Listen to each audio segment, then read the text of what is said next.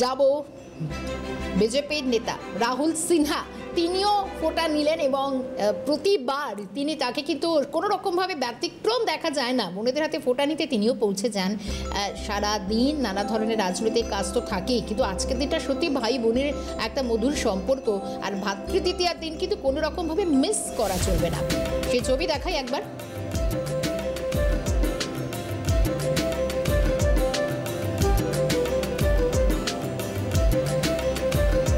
BJP নেতা রাহুল সিনহা তিনি যেরকম ফোঁটা নিচ্ছেন এবং ফোঁটা নিতে পেরে কতটা খুশি, কারণ প্রতি বছরের মতো এই দিনটা কিন্তু কোনোভাবে মিস করতে চান না রাহুল সিনহা। তিনি কি জানাচ্ছেন, সঙ্গে ভাইকে ফোঁটা দিতে পেরে তার দিদি কি জানাচ্ছেন, দুজনেরই বক্তব্য শুনব।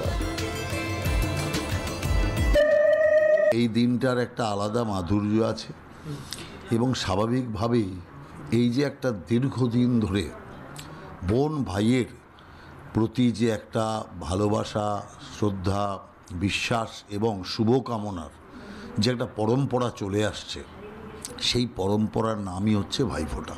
এর মধ্যে অন্য কোনো চিন্তাই নেই, শুধু ভাই বোন এবং বাকি যারা আছে তাদের সাথেই পুরো বিষয়টা শেয়ার করা। আজকের দিনে এই আমরা ও যেটা ভালোবাসে সেরকম খাবার আমরা সবাই মিলে নিয়ে আসি, তারপর সবাই মিলে একসাথে খাওয়া দাওয়া হয়, এইভাবেই চলে আর কি।